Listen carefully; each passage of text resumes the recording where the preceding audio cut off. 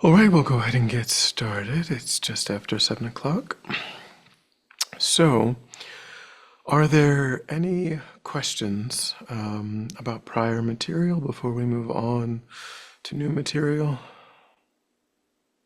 Nope, you're very thorough, so I appreciate everything.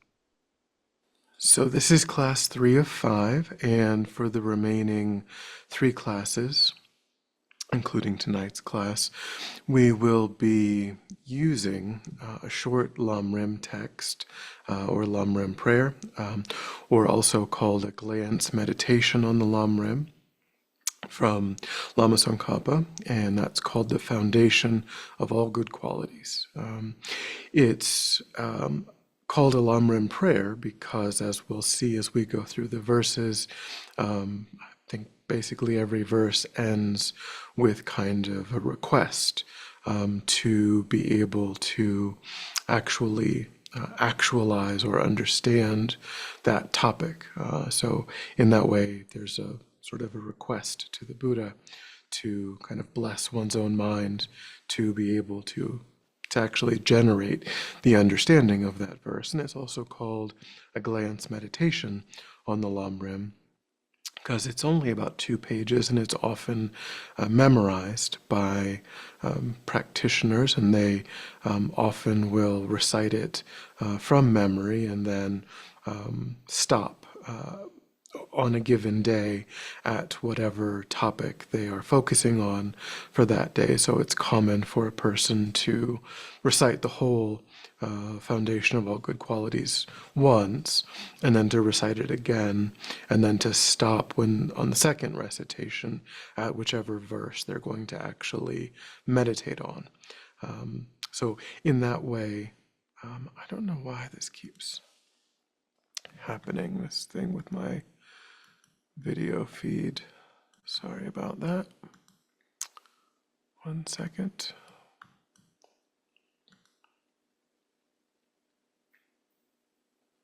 Okay.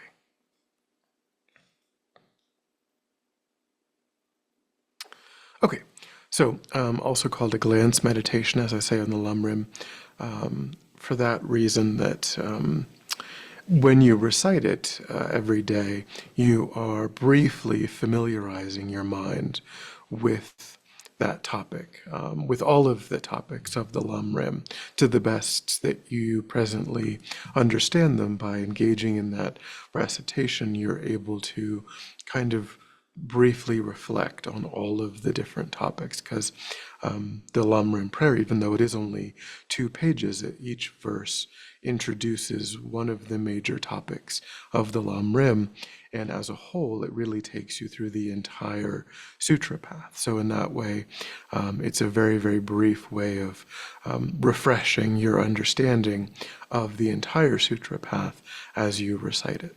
So that will be the text that we use to guide our conversation over the next 3 classes. And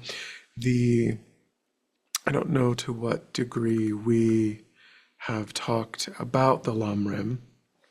Can't remember. Sometimes it comes up in a question or whatnot. The lamrim is an effort, a later effort in Buddhism to to systematize the teachings of the Buddha. The Buddha, when he was alive and he was teaching, he basically would, if you read some of the sutras, you'll see that they're generally very conversational.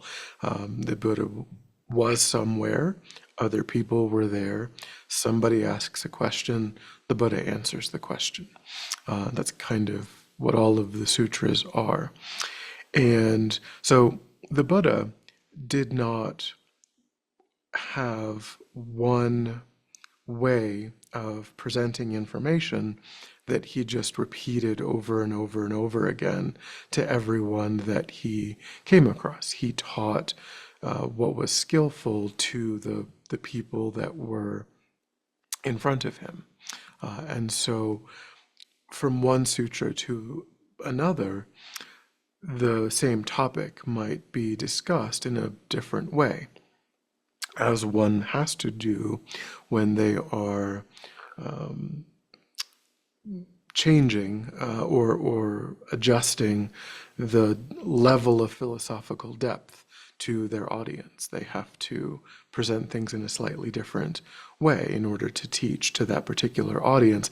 If they were to insist on only repeating the most refined, most difficult, most subtle way of understanding a topic to everyone that they ever came across, they would lose a lot of the people that they are addressing. And so to be skillful, you've got to make changes to how you teach. And that's what the Buddha did with all of the different audiences that were in front of him. And so the downside to that is that that makes the study of the sutras challenging, because the sutras don't necessarily all present the information in exactly the same way. However, we are able to benefit from this later effort of the lamrim, where these great masters went back over the sutra material and they extracted out the essence of the Buddha's teaching in the sutra material, and they repackaged it in a very step-by-step, very logical way for practitioners to really understand what was the Buddha's intent, what was the goal of the sutra material. So we don't actually have to go back through all of the thousands of individual sutras. It's much easier to study the lamrim. It's much easier to study these later commentaries. And the first person, and the lamrim itself, I think that it's certainly true that there are commentaries in different Buddhist traditions. The Zen tradition almost certainly is going to have commentaries. The Theravadan tradition almost certainly will have commentaries. The lamrim is the effort that exists originally from Indian masters and then later Tibetan masters. So this particular presentation is uniquely Tibetan. There are 18 great lamrim treatises within all of Tibetan Buddhism. They are all, they're all pulling, of course, from the sutra material. So they're all very, very similar. Sometimes they might move the order of the topics a little bit, or they might use slightly different analogies or ways of talking about things, but of course they're all drawing on the same source material, so not big differences between them. Here, Lama Atisha is within the Gelug, as I mentioned, our tradition, the FPMT, is coming from the Gelug tradition, and ultimately, Lama Tsongkhapa, who we're going to get to, is the founder of the Gelug tradition. But the originator of the Lamrim tradition is Lama Atisha. And his dates here are on the screen, as you can see. So, you can see it's a much later or much more recent effort than the Buddha. The Buddha lived 2,600 years ago. Lama Atisha died in 1054. So a much more recent effort to systematize the sutras. And then we get to Lama Tsongkhapa. And you can see Lama Tsongkhapa is even later than Lama Atisha. So hundreds of years even after that. This is, we're talking here, right around the time of, the discovery of America almost, so quite recent as compared to when the Buddha existed 2,600 years ago. So Lama Tsongkhapa's dates are here, and he is the originator, as I say, the founder of the Gelug tradition, the philosopher, the monk, the scholar that packaged the teachings in the particular way that became known as the Gelug tradition. And he wrote the foundation of all good qualities. I believe we mentioned the Lamrim Chenmo at one point. That is the definitive work within the Gelug tradition that teaches Lamrim. It's a 3-volume work. It is has a lot of citations. He also wrote the middle-length lamrim, which is a shorter, it's a one-volume work, and it covers all of the same material, does it in the same order, but it reduces a lot of the scholarly citations. And he also wrote the text that we're going to use, The Foundation of All Good Qualities. So we will be guided by that text for the remainder of the course. So when we talk about the lamrim, there's the first way that we're going to talk about describing this effort is that it's organized into three scopes: the small, the middling, and the great scope. And these three scopes themselves are distinguished on the basis of the motivation or the interest of the practitioner who is engaging with that scope. So the Tibetan tradition, being what we talked about it being the Mahayana tradition, the Northern Asian tradition that takes as its goal full enlightenment or Buddhahood.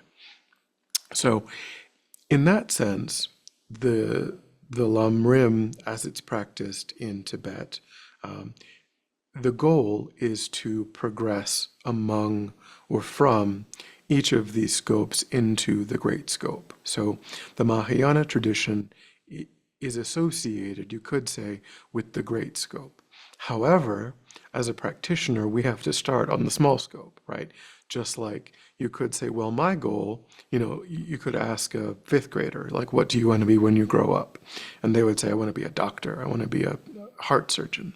But that doesn't mean that they don't have to go to, finish middle school and then go to high school and then go to college and then go to medical school and then do a residency. And, that's where they want to go in 20 years. But there's a process, there's a progression that they're obligated to follow. No one can just skip, right to that medical school part of what they are interested in. And so even for us, we might say, well, yeah, I've heard about enlightenment. I kind of have some idea of what the benefits of enlightenment are. So that's what I want to go for. But in order to get there, we've got to progress ourselves from the small to the middling to the great scope. So a practitioner who is engaging in the small scope, as I say, these are distinguished by the motivations or the interests of the practitioners. Their motivation is good future rebirth. So you can see even a small scope practitioner is someone who thinks more about or prioritizes future rebirths as compared to whatever is going to happen between now and the day that they die out of this life. Right? The next however many days or hopefully decades, we have an ordinary person is really concerned about that. An ordinary person, from this perspective, a non-practitioner, because really you're not a Buddhist practitioner until you're practicing, genuinely practicing the small scope. So that really distinguishes like what is a spiritual practitioner versus what is sort of who aspires. You could say, well, I aspire to the small scope, just in the same way you would say, well, I aspire to the middling scope, or you aspire to the great scope. If you're not genuinely practicing the small scope, then you aspire to practice the small scope. And a person who isn't practicing the small scope is a person who is preoccupied with the comfort, the happiness, the ease of just however many days they've got left remaining in this life. A genuine practitioner of the small scope is thinking ahead to all of their future lives, and they're recognizing that the amount of time that I have between now and the death out of this life is really nothing compared to all of the lives that are coming down the pike, right? Because we talked about the mind being a beginningless and endless continuity of moments, mental moments, moments of awareness, moments of cognition, moments of experience, subjective awareness. So we're going to have, just like we've had an uncountable number of previous incarnations, we're going to have an endless number of future incarnations, ordinary incarnations, unless our consciousness becomes enlightened consciousness. And then enlightened consciousness will have an endless continuity of enlightened experiences. So we can either have an endless continuity of ordinary experiences or an endless continuity of enlightened experiences. From the Buddhist perspective, those are the only two choices that are in front of us.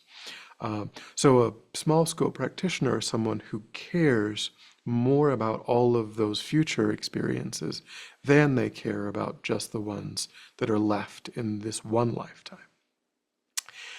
A middling practitioner is someone who matures in their perspective, and they're not motivated just to have good future rebirths.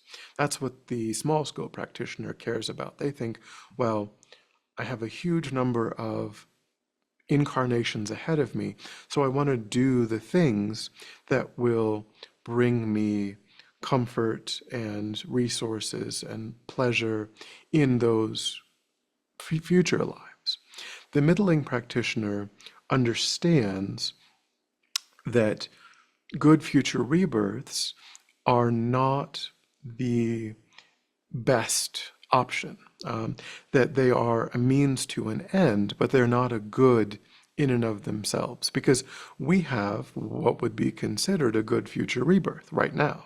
We have a human realm rebirth with, pretty good circumstances. We're not starving, there's no war, there's no, turmoil, there's no great kind of strife. We've got it pretty good. And yet we suffer, we're not beyond suffering completely. So a middling scope practitioner is someone who becomes disenchanted with cyclic existence as a whole.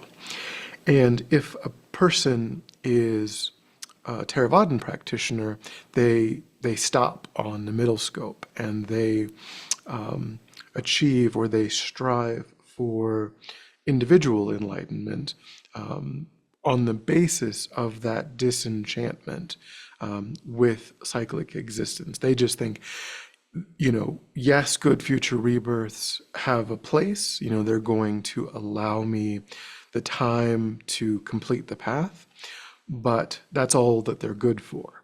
And so I just want to get out of here. I just want to put an end to this process.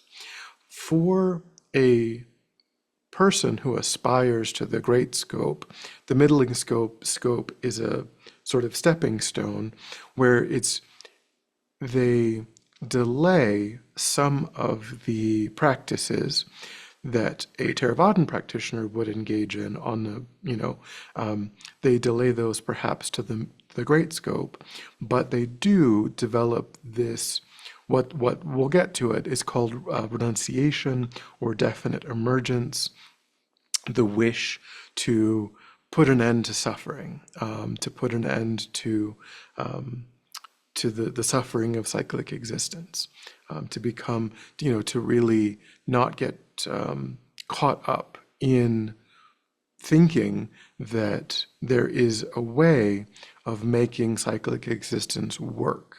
That they recognize, okay, I'm going to need a certain number of good future rebirths, because, assuming I don't actually achieve enlightenment in this life, I need a succession of good future rebirths, but I'm just going to use it for that purpose. I don't see it as a good in and of itself, as something to really strive for, because again, there's no option that isn't marked by some degree of unsatisfactoriness if it's within cyclic existence.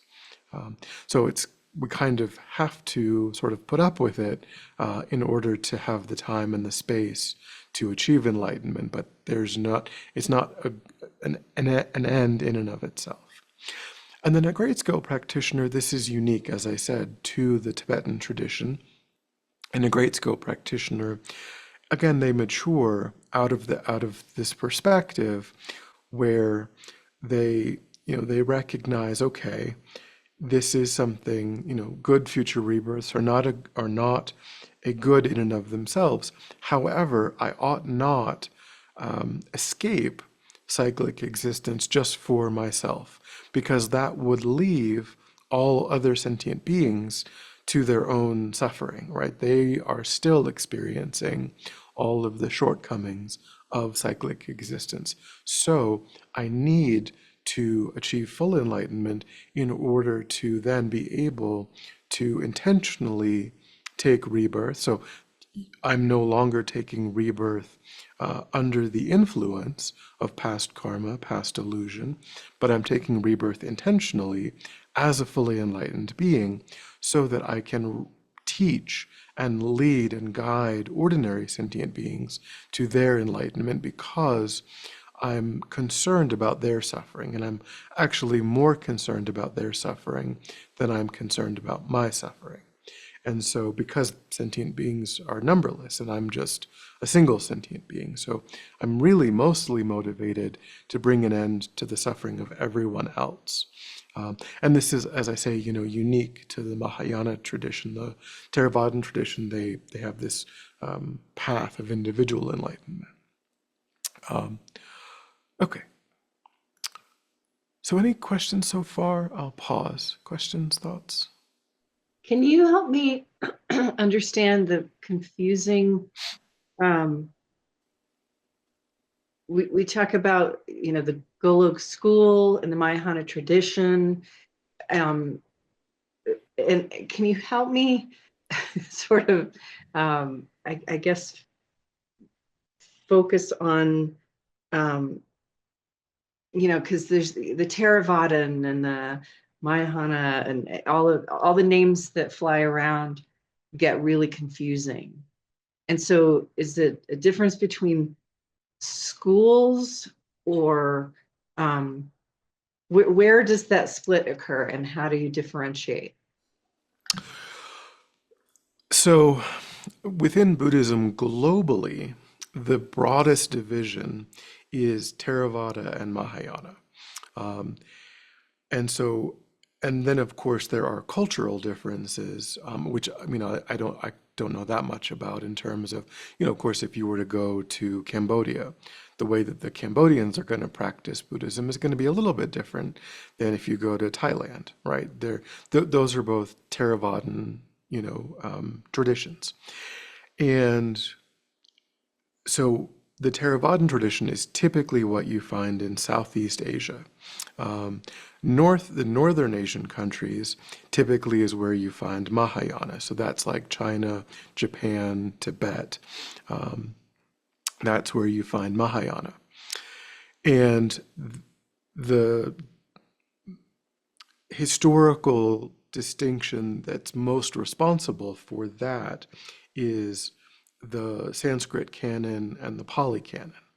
The Sanskrit canon is what took root and traveled to, of course, maybe, of course, if this wasn't 2,500 years ago and there were planes and there were, things could have been very different, right? But it was 2,600 years ago, and so travel was quite difficult, and, there were only boats and things. So the way that the teaching spread was just necessarily influenced by the realities of life 2,600 years ago, and the lack of a lot of written materials, and the fact that it was an oral tradition for hundreds and hundreds of years. Lots and lots of, geographic, geopolitical, sort of technological reasons why there's different languages, and how things got written down and how things got transmitted, and all sorts of reasons. In the Pali Canon, the Buddha talked primarily about individual enlightenment. In the Sanskrit canon, the Buddha talked more about, because he was addressing different disciples, different people who were prepared, people who were ready for the idea of full enlightenment. As I mentioned, we talked about how the Buddha teaches in very skillful ways to different groups of people. So some people were only willing or ready to practice in the vehicle of individual enlightenment. Other practitioners, their minds were more ripe, more ready to listen to hear, to practice the teachings on full enlightenment. So those teachings, they just took root in different places for all kinds of reasons. And so, of course, within Mahayana, you've got the Zen tradition in Japan, you've got the Chan tradition in China, and even within Tibetan Buddhism, you've got the four main schools of Sakya, Nyingma, Kagyu, and Gelug. And then you've got sub-schools within, there's different sub-schools within the four main schools. So just like with Christianity, you've got Protestantism and Catholicism and, all kinds of different things. It's sort of similar in Buddhism. So, the Theravadan tradition, the Mahayana tradition, both taught by the Buddha. The path of individual liberation, the path of full enlightenment were both taught by the Buddha. For disciples of differing capacities or differing, differing ripeness or interest in what to practice.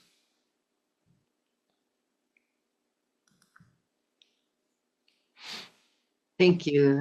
That helps a lot because the different schools, just in Tibetan alone, are so Yeah, confusing. yeah.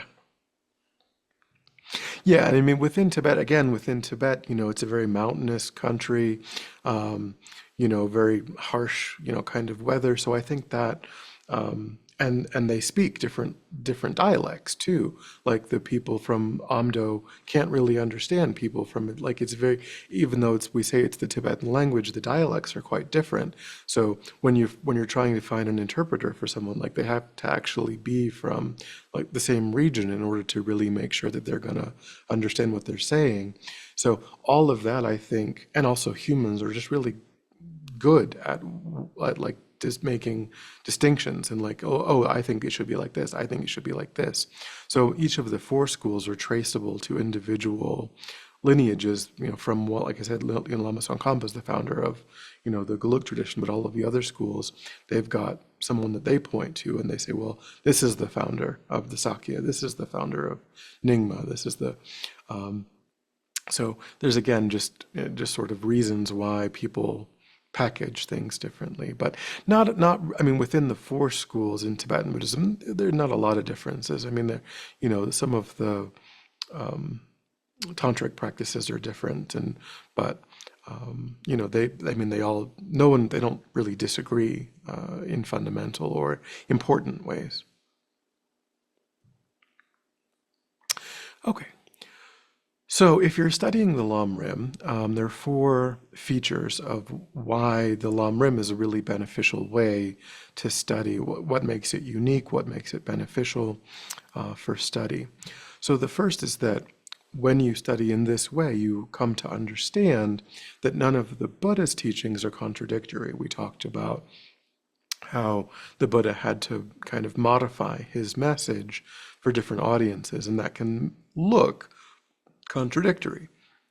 In the same way that if a very learned scholar goes to an elementary school to give a talk on, astrophysics, they're going to have to dumb it down for the elementary school people.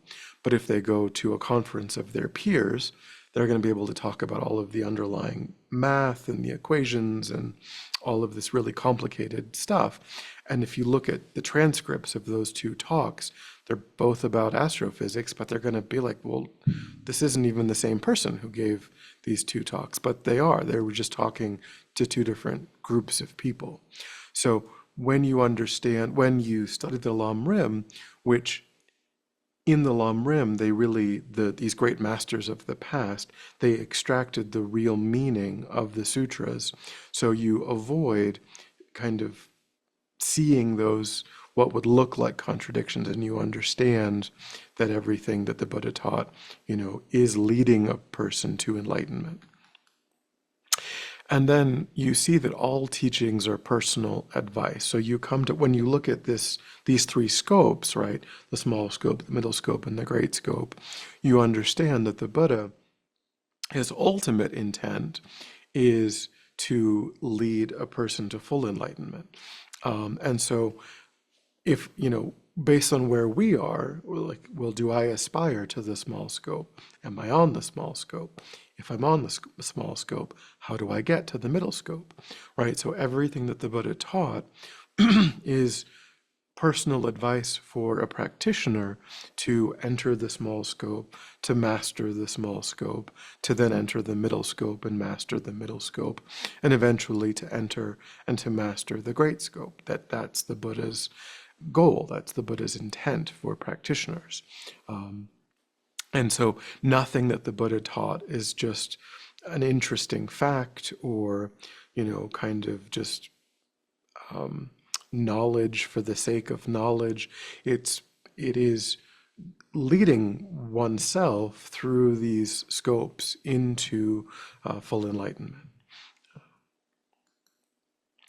And then there's this idea of the threefold path. We've talked about one way of understanding the threefold path, which is the small scope, the middle scope, and the great scope, one way of dividing the lamrim. The other way you can divide the lamrim is in terms of what the practitioner gets out of practicing the lamrim. What are the realizations? This is called the three principal aspects of the path, which is renunciation, correct view, and the correct view of emptiness, renunciation, and bodhicitta. Correct view, renunciation, and bodhicitta. The three principal aspects of the path. So in this way, we talk about what the practitioner gets out of the practice of the lamrim. They develop renunciation, which we talked about, definite emergence, the wish to definitely emerge from suffering. They developed, again, correct view is what we're going to talk about in the fifth class. That's the understanding the nature of reality. And then on the great scope, they understand this idea of bodhicitta, which we may have brought in a little bit. The wish to achieve enlightenment for the benefit of all sentient beings. That's the motivation of a great scope practitioner. So the three principal aspects is the other way of talking about the threefold path. So you can talk about the threefold path as being the middle scope, the small scope, the middle scope, and the great scope, or you can talk about it as being the three principal aspects of renunciation, correct view, and bodhicitta. Okay, and then the fourth is that we ourselves, as practitioners, we are protected from what's called the fault of abandoning the Dharma, which means we might think, oh, this teaching is only for the Theravadan tradition, right? I can ignore this. I'm a great scope practitioner. I'm practicing the Mahayana tradition. I just care about, what's on the great scope. So I don't need to think about, karma. I don't need to think about, the teachings that the Buddha gave for practitioners of the small scope. That would be the fault of abandoning the Dharma, thinking that some teachings are for me, other teachings are not for me. When we understand that I need to practice all three scopes, I myself need to progress, I need to ripen my mind into a practitioner of the small scope, the middle scope, the great scope, then we understand that I can't ignore, if I really want to follow in the footsteps of the Buddha, if I really want to achieve what the Buddha achieved, there's nothing in the teachings that I can just ignore, that I can just set aside. I have to actually go in this step-by-step progressive manner. And, in that way, I will do all of the things that the Buddha did. I will ripen my mind in that way. But I can't discriminate and say, well, only some of the teachings are meant for me. Okay. So now we're going to begin talking about the small scope. And again, we're not a practitioner of the small scope until we care more about what's happening in future lives than we care about what's happening over the remainder of this life. So, but by engaging in the so we say, well, I aspire. Ultimately, we would say, I aspire to be a practitioner of the small scope. And we can actually be a practitioner of the small scope when we have the realizations that are contained within the small scope in our own minds. And so we practice just like we say, well, I aspire to be a doctor, but there's no mystical way of being a doctor, right? You become a doctor when you master the competencies that a doctor has. A person who's not a doctor is not competent in those subjects, those bodies of knowledge. A person who is a doctor has become competent simply because they have entered into that study and they have generated that competency in their own mind. So when we generate these realizations in our mind, we can then say, I am now a practitioner of the small scope. We're not barred from it just because we're not yet it.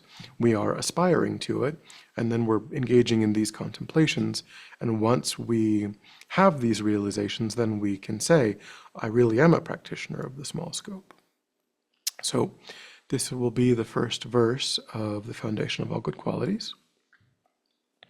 So this verse is talking about what's called guru devotion. We Charak Lama gave a wonderful teaching on guru devotion. It's on our YouTube channel just recently, if you want to watch that. In the Discovering Buddhism program, which is a 2-year program, there's a module on this because the Discovering Buddhism tracks the lamrim also.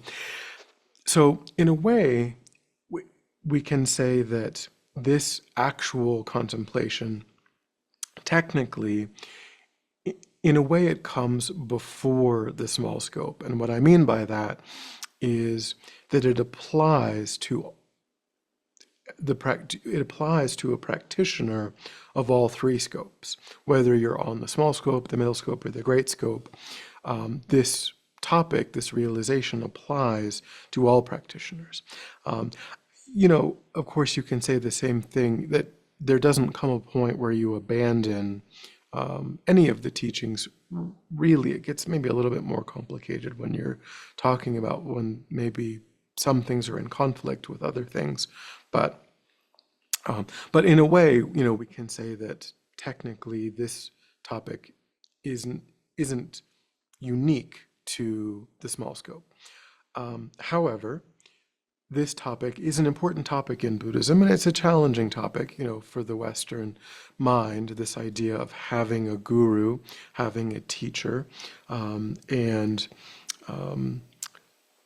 having that relationship with someone that you feel that you have decided this is the person that I'm relying on to lead me to enlightenment. This is the person that is guiding me, because whenever we want to learn anything, right, we need someone to explain it to us. Whether we want to learn how to, change a tire or make a complicated, recipe, or become an accountant, we can only do that in dependence upon, the study of books, having a mentor, all of these ways in which other people who already have that knowledge are imparting their knowledge to us. And we are learning those skills, those bodies of knowledge from other people. And it's the same thing with Buddhism. We need to find someone who has this body of knowledge already in their mind, who can explain it to us to some degree. That's, pre-existing books, that from great masters, but also there is an important role for having a living relationship with someone that you can get some feedback from, that you can ask questions of, that you can receive guidance from, that you can, kind of say, well, should I, for me, because if you read a book, That's going to talk kind of in general terms. But if you talk to a teacher, they can say, well, for you, this more specific approach will be a little bit faster, a little bit more effective because of your temperament, your mind, your unique personality. They can give more individualized advice than you could find in a book, even though, the book is going to give you correct information, won't be personalized advice. So there is an important role for having this relationship, and it really is emphasized in Tibetan Buddhism very much. It says here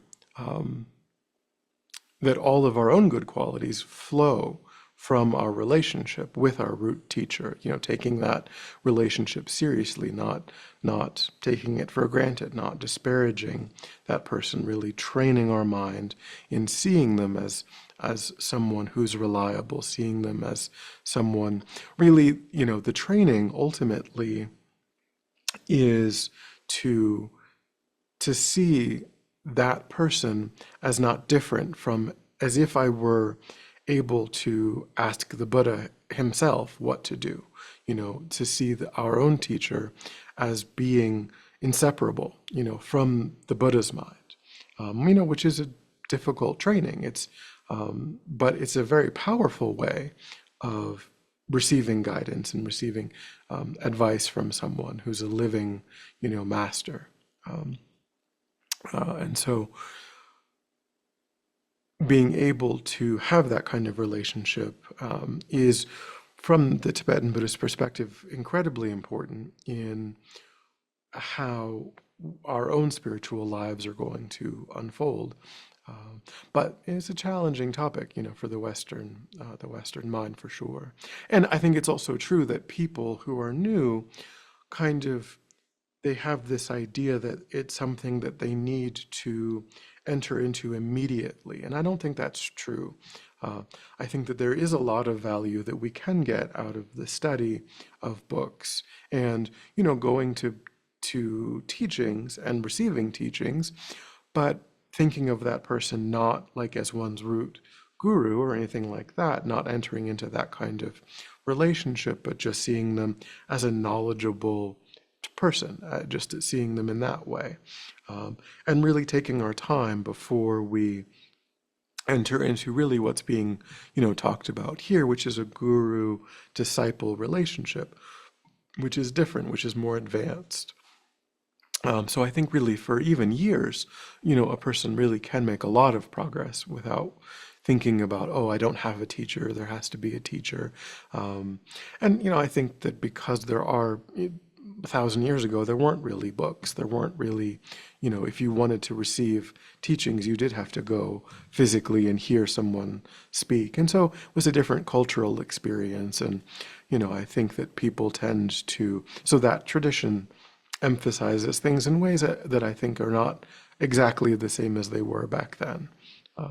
So I would encourage people not to rush into things, not to freak out and think, well, all is lost or it's hopeless if I don't have this relationship, because I think we can make progress without it for a long time. Okay, I'll pause again. Any thoughts or questions before we go on?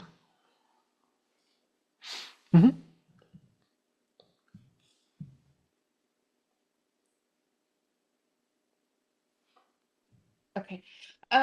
So where do these teachers come from? Like, do they have to come from, yeah, where do they come from? So in the lamrim, I mean, there's it's there is guidance in the lamrim on what to look for in a teacher, because it's important that the teacher be qualified. It's important because, again, this is different than just hearing something and finding it useful, or reading something and thinking that it's useful. This is really entering into a very specific kind of relationship with someone that we're entrusting to, that we're going to go to for advice, that we're going to, ask important questions about our practice and really make an effort to put their advice into practice. So, and we can't spend, unfortunately, we can't spend a lot of time looking at all of those qualities that we're meant to look for in teachers. Oftentimes, but it's also very personal, because, a person that I would see as my teacher, you might not see as your teacher, right? Because the person that I'm choosing to work with as my teacher is someone that I've decided is most able to benefit my mind. And you might need a completely different approach, right? That person that I'm choosing, the way that they are being in the world, it might be in a way that you look at and you would say, well, that doesn't work for me. I need someone who talks in a different way, or who explains in a different way, or has a different kind of personality. So a person might be a qualified teacher, but that doesn't mean that they are the right teacher for all people. They might, we have to find someone that really works with our personality and works with our mind. So in that sense, it's very personal, and no one can say, "Oh, well, you shouldn't have picked that person," or, we do need to check their qualities and make sure, that they kind of know what they're talking about, and that they're not, that they're honest, and that they're forthright, and that they're interested, and, really they have our welfare, that they're not in it for the money, that they really care about, us as a student. There are things that we need to kind of be on the lookout for. Um, a lot of times, the level of education that is helpful in order to kind of have a sense that they do know that they do have a well-rounded understanding, is what's called the Geshe degree within Tibetan Buddhism. It is equivalent to a doctoral degree in Buddhism. That is one indication that a person has studied sufficiently, but certainly, there are lay people, that people relate to, within the Geshe degree. That's pretty much restricted to monks and nuns. And certainly sometimes people will say that they've taken a lay person as their teacher because of just how that person moves their mind, how that person is able to, because nowadays you can really get an education in sort of the non-traditional ways. You don't have to go through the same rigorous sort of study that there were. So it's, that's one way. Looking at kind of the responsibility. So, oftentimes it's a monk or a nun who has advanced study as kind of a starting point. But there's no one right way of doing it. It's really just about taking teachings from different people, and getting a sense of, who is it that I click with? Who is it that, and then again, like, there is a process of making sure that we're not going to make a mistake, and to the best of our ability, talking to their students, talking to other teachers, kind of getting a sense of their reputation, and making sure that they are suitable. And as I say, if you study the lamrim, there's these 10 qualities that they talk about, and then there's 5 qualities or 3 qualities, depending on how easy it is to find, because finding someone with all 10 qualities, so it's a big topic. It's a difficult, complicated, complex topic. But again, it's very, very individual.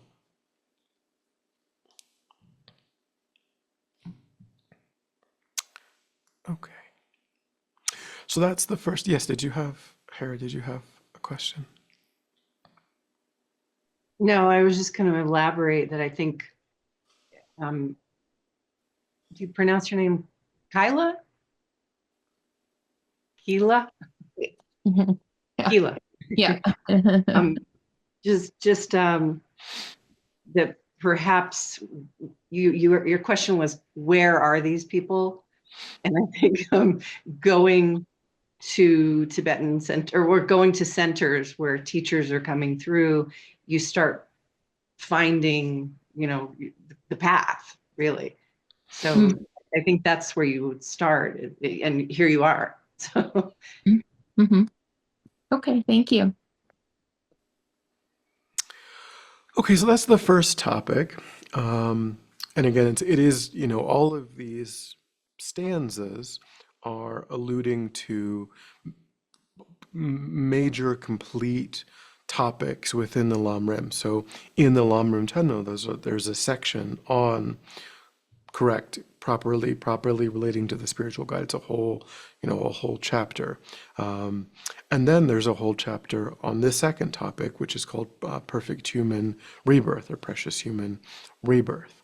So there's several different ideas within this stanza, and we'll look at them. But this idea is, so what I would say about the lamrim is that every topic in the lamrim is presenting what I call like a spiritual antidote or a spiritual solution to a problem. So the first topic of correctly relating to the spiritual guide is kind of telling us how do we have, how can we have an authentic, genuine relationship with the teachings? How can we get guidance? How can we be led? How can we be shepherded through all of our stages of development? And then the second topic of perfect human rebirth, what it's the antidote or the solution that it's providing is the danger that we might just take our lives for granted. We might just think, well, there's 8 billion humans on the earth. It's nothing special. It's not important. It doesn't mean anything. And if I don't, I'll just get another human rebirth in the future. No big deal. So there's a lot of misconceptions that we have about this that are just ordinary, right? That are typical, and we are confronting and overcoming those misconceptions through all of these topics. Okay, so the first way of understanding this topic is to look at what are the 18 qualities of a perfect human rebirth, and these are broken down into what are called the freedoms, and then the endowments. So a freedom is a negative experience or state that we are free from. These are negative states or experiences that do not presently characterize the experience that we're having. So, because we've been born human, we necessarily have not been born in these realms, these other four, the hell realm, the spirit realm, the animal realm, or the celestial realm. And there's technically two divisions of the celestial realm. And so, yeah, so these are, as we talked about before, the fundamental understanding in Buddhism is that mind and body are of two different continua, and our mind, the mind that is associated with this physical body, is an energy that pre-existed the formation of this physical body, which occurred in the womb.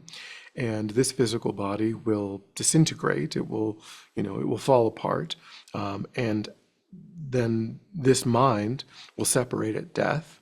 That body will go on to decay further and further, but the mind will associate with a different form. And these are examples of realms or environments where other types of forms exist. And these are all, of course, English translations of originally Sanskrit and then Tibetan and now English. So hell realm is, of course, not my favorite translation of the word is Narok in Tibetan, and it means the state of being unfree, the literal translation of Narok.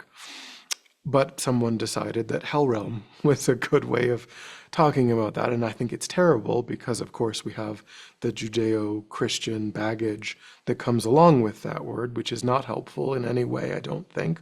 But what's interesting is that, you know, that the suffering that is experienced by the beings in the Hell Realm is extremely intense in a way that's similar to the way it's described in Christianity and in the Islamic tradition, perhaps also the Abrahamic traditions, which I think is interesting in the sense that it could be maybe that some people had meditative memories of this sort of experience that God brought into perhaps other religious traditions, which I think is interesting. The similarities, I think, is interesting. And then the spirit realm is also called the hungry ghost realm in English. And of course, we have direct experience of the animal realm. These other realms we have no direct experience of as humans. The celestial realm is called the upper realm. And the overt suffering is actually the least of all of the realms in the upper realms. However, it is part of cyclic existence, and so the beings, although they are not really suffering so much in the upper realms, they are kind of wasting all of the positive karma that generated that realm, and they're not really creating new positive karma. So it's disadvantageous. All of these realms are disadvantageous, even though in the celestial realm, you could say, well, I'm not suffering as much, and that's good. But if you're not actively being able to create new constructive spiritual, karma, then it's kind of a waste in that sense. So these, from that perspective, are negative things, and they don't characterize our experience. We're in the human realm. Also, we live in a time, so we could have been born we could have been born 3,000 years ago, even just on this planet, right? Or it's understood in the teachings that there are other places, other Earths, other planets where humans exist. Maybe they look a little bit different, but they are basically having a range of karmic experience that's similar to ours. It's not the range of karmic experience that animals are having. They have a similar level of intelligence, a similar, range of karmic experience. So they would also be called human.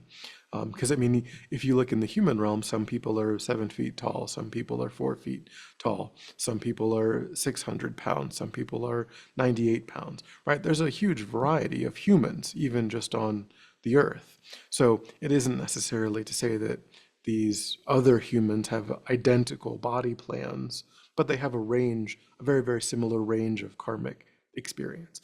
And there's many places like that where no Buddha has appeared and no Buddha has turned the wheel of Dharma in that place.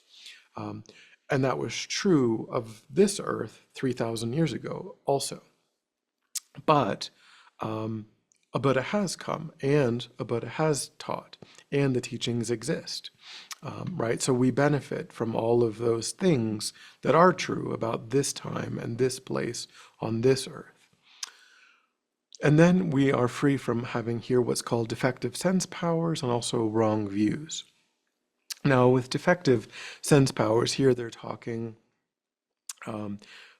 mainly about blindness and deafness, and also any defect in the mental sense power, which could be, some kind of condition, could be a mental illness, could also be a condition that impacts, IQ or mental or, auditory processing, visual processing, anything like that. So any here, quote unquote, defect in the physical senses or the mental sense power. And so, of course, we can see that that would make things more challenging, right? And to some degree, this is again a cultural teaching that's quite, that arose in a time and place quite a long time ago, and technology has ways now of ameliorating a number of those disadvantages. But certainly if a person was blind or they were deaf or whatnot, it's not going to make it easier to study. And 1,000 years ago, of course, it would make it impossible to study, to practice, and so on. So these would be impediments to study. So the general idea is that we do have a body and a mind that works well enough to study, to practice, and so on. And that there are things that could be true that would make that more difficult. And then here, wrong views. Wrong views refer to having a philosophical view where we completely reject the teachings, where we're not open-minded to the teachings. We say, well, there's no such thing as karma, there's no such thing as enlightenment. It's all just made up. The Buddha just made it up. And also, of course, this does include, from the Buddhist perspective, holding strongly to philosophical views that would be in opposition to the Buddhist worldview, the Buddhist explanation. Because if a person is striving for, just going to heaven, for example, from the Judeo-Christian perspective, there's nothing wrong with that. We shouldn't, that's not something to criticize. That could be a very useful vehicle, but it is going to impact the choices that they make, the kinds of practices that they engage in. And that person, although for that person, it certainly could be the right vehicle for them at that time, they wouldn't be engaging directly with the wisdom that would bring about full enlightenment, right? Because from that perspective, there is no such thing as full enlightenment. Only heaven is kind of the goal. And so they are following a different set of teachings, and they're rejecting kind of the specific teachings that would, and again, it's not critical that might be perfect for them at that time, but it could be faster to achieve enlightenment by directly engaging in the teachings that bring about enlightenment. Could also be, though, that person is setting themselves up for a really good future life by engaging in a lot of charity and a lot of generosity and a lot of patience and so on. And then in that future life, they will, so we can't say, well, this is definitely faster than that. But if we strongly hold to views that make it impossible to practice what the Buddha taught, then that's technically a wrong view. So if we're open-minded, if we're not just outright rejecting the teachings completely, we may not be taking them all on board right now. We might not be sure. We might be testing things out. We might not be fully, committed. But as long as we're kind of open-minded and we're curious and we're pursuing and we're thinking about it, and we don't have this tight, really firm rejection, then we're free from wrong views. Okay, any questions about the freedoms? Those negative things that we are free from? Okay, so then there are positive things that we do possess. They're called the endowments. And there are circumstantial endowments to begin with, and these refer to environmental. So you could say circumstantial means like the environment, things outside of oneself. So a lot of these are just the opposite of the negative things, right? So it is true that a Buddha has come. It is true that a Buddha has taught. It is true that the teachings still exist. It is true that there are present-day followers of the teachings, people who can explain the teachings to us, who can help us to understand them. And there are what are called favorable conditions. There are monasteries, there are nunneries, there are city centers. There are places of learning, places of retreat, places we can go to engage in serious retreat if we want to. It isn't like there's only a few pockets of practitioners here and there, and everything is really oppressive and difficult. And that's not true. There are, really favorable conditions in the world. And then there are personal endowments, which refer to our own, direct experience. So we've been born human. We've been born in what's called a central land. There's also the phrase they use is a barbaric land. So a central land is where the teachings have taken root societally, or at least they are available societally. There are some countries in the world, maybe North Korea, Somalia, different places, failed states, and really oppressive regimes where maybe only a particular religious view is allowed, or maybe no religious views are allowed. Those are, someone decided that whatever the Tibetan word is, that they would call that barbaric, right? These places where the teachings, we live in a world where the teachings exist, but we may not live in a country where the teachings exist. We have intact sense faculties, which is the opposite of defective sense powers.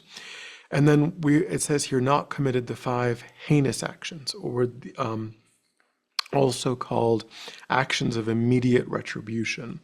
So this is a teaching on karma where there's this idea, this teaching, that there are 5 things, 5 negative actions, where if we engage in them, then the ripening result of that negative karma is going to occur at the time of our death in this life. So broadly speaking, we commit negative actions. We might hit someone, or we might insult someone. We might harm people in our lives. We have, we will, we are. But with regard to those negativities, we can't say that definitely they're going to ripen at a particular time. We will talk about karma. We can say that they will ripen, but we don't know when they will ripen. With the 5 actions of immediate retribution, and retribution, again, is a terrible word because it makes people think that there's like someone that we're being punished, right? Retribution is punishment. And there is no creator in Buddhism. There is no really intelligence behind the law of karma. The law of karma just is. But it just means that that negative karma definitely will ripen at the end of that lifetime in which it was created. So these 5 actions are to intentionally take the life of one's mother or one's father, to maliciously wound, or what they call draw the blood of a Buddha, to maliciously wound a Buddha, because a Buddha is understood to be someone that you actually can't kill, because a Buddha is omniscient. So this traces back to a story in the sutras where Devadatta, who was kind of the nemesis of the Buddha during the Buddha's lifetime, he kept trying to kill the Buddha. And at one time, he caused a boulder to roll down a mountain, and the boulder smashed into thousands and thousands of pieces because the Buddha, being omniscient, got out of the way. And all of these shards the Buddha was able to avoid, except for one tiny shard of this tens of thousands of shards of rock. And so this tiny trickle of blood, emanated from the Buddha. And that was the best Devadatta could do in trying to kill the Buddha, was to maliciously draw the blood of the Buddha. So don't do that. Try not to kill any Buddhas, is the teaching. So to kill one's mother, to kill one's father, and this means biological mother and father, the people who are responsible for creating the conditions for you to have this life. To kill one's mother, to kill one's father, to maliciously wound a Buddha. You can kill an arhat. And so to kill an arhat, that's Theravadan practitioner who has had a direct non-conceptual realization of the nature of reality. Shouldn't kill any of them. To kill an arhat is another heinous action, or to create what's called a schism in the Sangha, to go into a harmonious spiritual Buddhist community and to sow disorder, sow division, to kind of rend that community inoperable by sowing division, telling them, oh, what you're doing is stupid, or, to create division, disharmony, and to cause them to no longer be a functional community, to create a schism in the Sangha is a really, really harmful negative action. So if we do any of those, then technically, we don't have a perfect human rebirth. We may have a human rebirth, but a perfect human rebirth is a subset. As you can kind of see here, unavoidably, a perfect human rebirth is a subset of human rebirth. So there are many humans who do not have perfect human rebirths. Either because they don't live in a central land, and also here it says, have confidence in the teachings, right? There are many people who have all of the other conditions, but all that they're interested in is power, is wealth, is status, is, their reputation, is their influence. They have no interest in developing their mind. All they want is more power, more wealth, more influence, more kind of worldly nonsense from the Buddhist perspective. They have no confidence that in the idea of enlightenment. They think enlightenment is, or they've never come across it. So not all humans have perfect human rebirths. Only a subset do. Okay.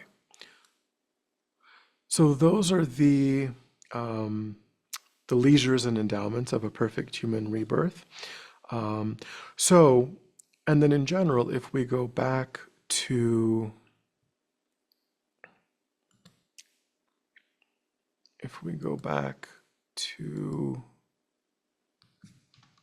the verse itself, that talks about precious human rebirth. What is a precious human rebirth? And then it says, is found only once, but then it says, is greatly meaningful and is difficult to find again, right? So these two ideas, they can't literally both be true, right? Because if it's found only once, then we can't say that it could ever be found again, because it's only found once.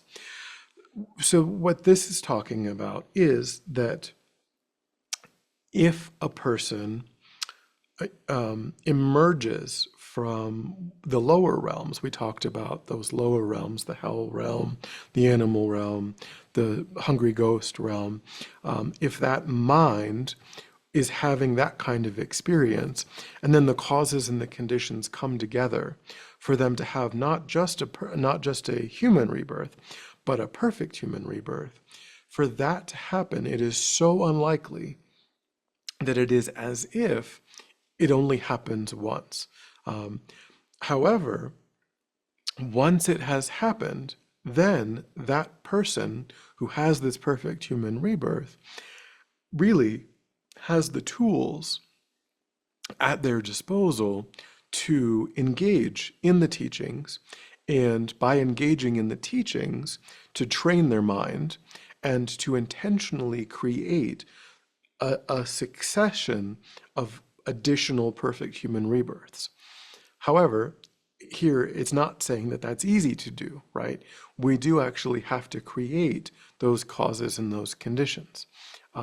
So still, it says difficult to find again. So we shouldn't think, and again, as I say, this topic is giving us a spiritual solution or antidote to the mistaken way of thinking my life is meaningless, that it has no significance. There's 8 billion people, it's all just, I'm just an ape with a cell phone, all of those mistaken ways of thinking are being counteracted with this wisdom. And yet we do have to understand that if we want more of this, we actually do have to create the causes and the conditions. So that's why it says, please bless me to generate the mind that unceasingly day and night takes its essence. So that's really focusing on what are those causes, what are those conditions, and help me to practice them, help me to create those causes and those conditions, so that I do have this succession of good future rebirths, because they won't just magically happen. Okay, can we go on to verse 3, or any questions? Okay, so we just got done with verse 2, thinking about, contemplating how amazing our life is, right? We have this perfect human rebirth, all of these endowments, all of these freedoms. It's so special, so rare, so precious, so extraordinary that all of these things have come together. Now, the next topic is death and impermanence, right?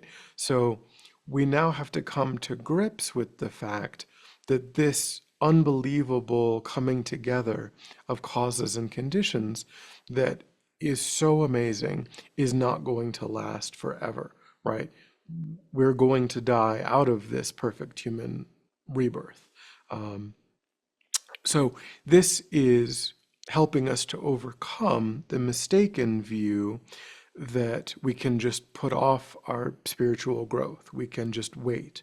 We can do that later. Oh, well, there'll be time, later, once, all of these external causes and I've retired, or I've got the perfect job, or I've moved to the perfect place, or the kids are gone, and so now's the time.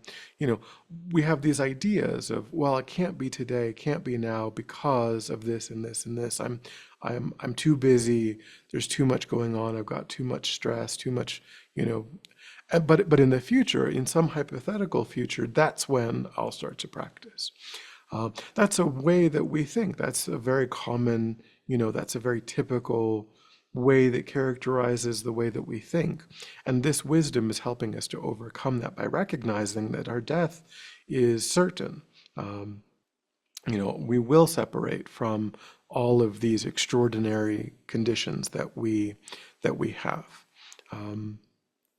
It will, that will happen, and this opportunity, this one opportunity, is going to fall away.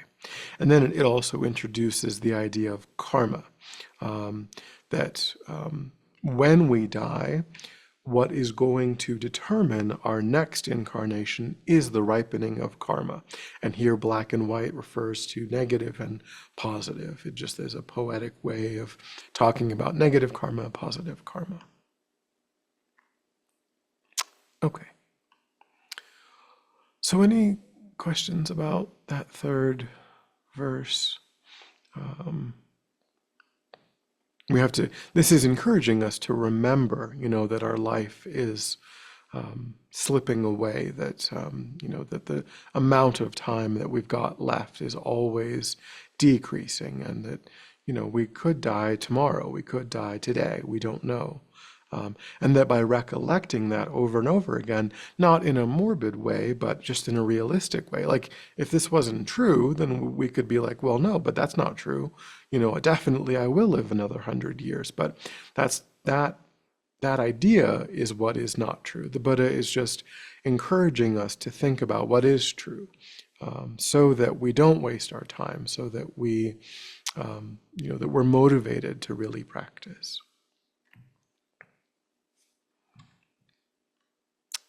Okay. So then verse 4 is that when we find definite conviction in verse 3 that my death is on its way, and that when I die, my rebirth will be a karmically driven process, then please bless me to always be careful to abandon even the slightest negativities and accomplish all virtuous deeds.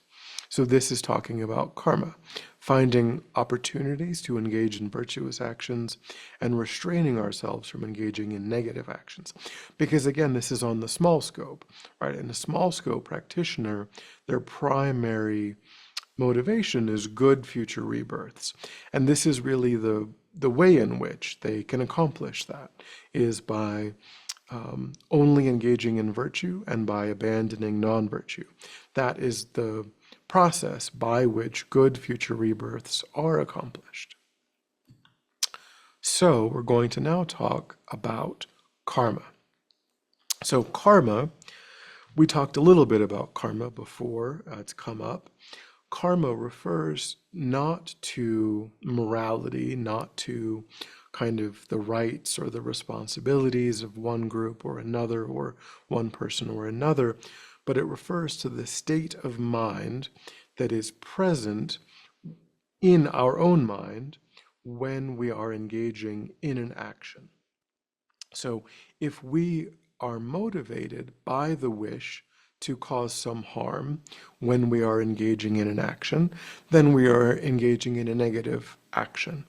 If we are genuinely motivated by the wish to benefit, to help whomever, whatever sentient being we're relating to, then we are in the process of creating a virtuous, a positive karma. So, we have to become someone who really understands what am I genuinely motivated by? Is it true that I'm genuinely motivated by the wish to bring benefit, or am I motivated by the wish to bring harm? And when we talk about either a virtuous or a non-virtuous karma, we can say that there are two types. There are complete karmas and incomplete karmas. And they differ in the power that they have to bring a result in the future. The aspect of karma that we're talking about here is the understanding that the mind has a very deep and very subtle relationship with external reality, and that virtuous karmic seeds, when they are laid down in the mind, they sow the seeds of a future constructive, virtuous, beneficial, positive experience. A negative karmic seed, when it is laid down in the mind, because of this deep, subtle interconnection between the mind and external reality, it is sowing the seeds of future suffering. So you can talk about the creation of karma and also the ripening of karma, or the karmic result of an action. So the creation of a karma and then its ripening result. So any karma has, if it's a complete karma, then it has these four factors all together: the basis, the intention, the act, and the completion of the act. So the basis is the observation or the identification of the sentient being that you're relating to. So you see the cockroach, and you then you're not upset with the idea of cockroaches, right? You're upset with this cockroach because this cockroach is in your kitchen. If you were outdoors and you saw a cockroach, you'd probably just, keep your distance. But this cockroach is in your kitchen and you're unhappy about that. So this cockroach has to die, right? So then you develop the intention to take the life of this cockroach. And then that's the act. You take off your shoe and you hit the cockroach. And then the completion of the act is that the cockroach does in fact die. So in order for any karma to be complete, we have to have all of these four factors. We have to clearly identify who or what it is we're relating to. We have to then decide what we want to do. Do we want to hurt? Do we want to help that sentient being? We have to then decide on some course of action intended to bring about that result. And then that act has to actually result in that, in what we intended, has to come to pass.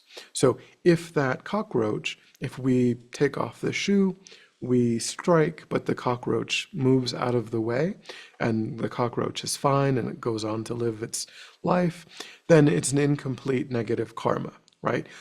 We wanted to kill the cockroach. We really made it a strong effort, but we were not successful. So it's still a negative karma, but it's not a complete negative karma.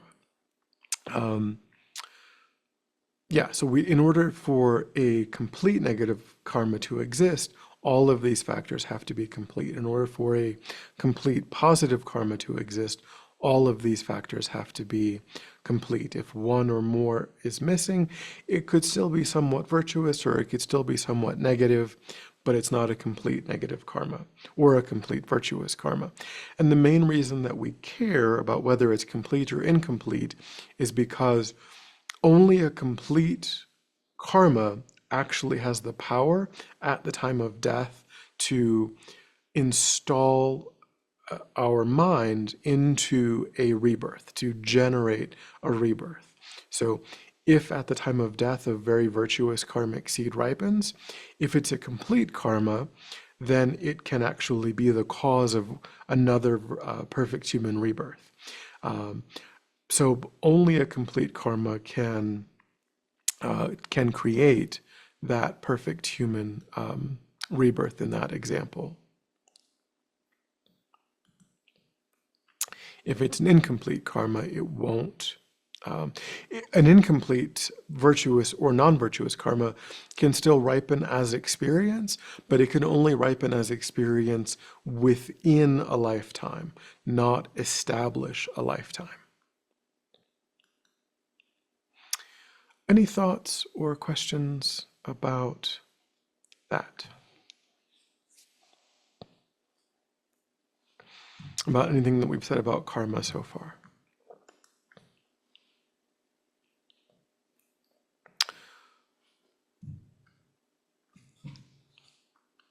Nope.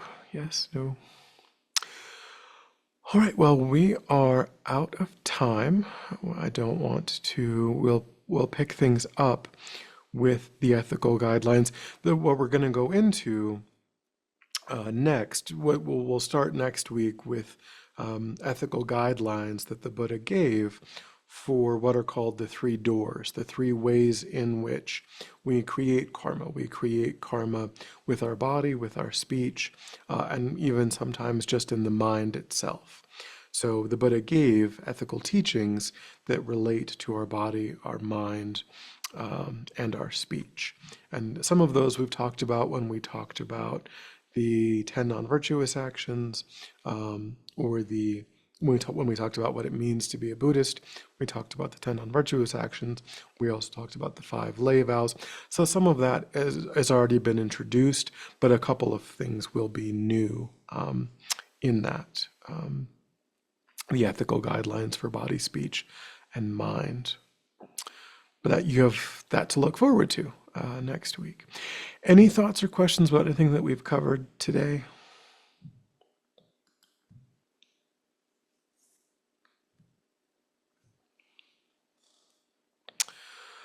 Nope. Yes, no. You're welcome. Just thanking you Oh, sure. again for such clear teachings. Much appreciated. Okay, so we will pick things back up next Tuesday. Thank you, Venerable Dondrub.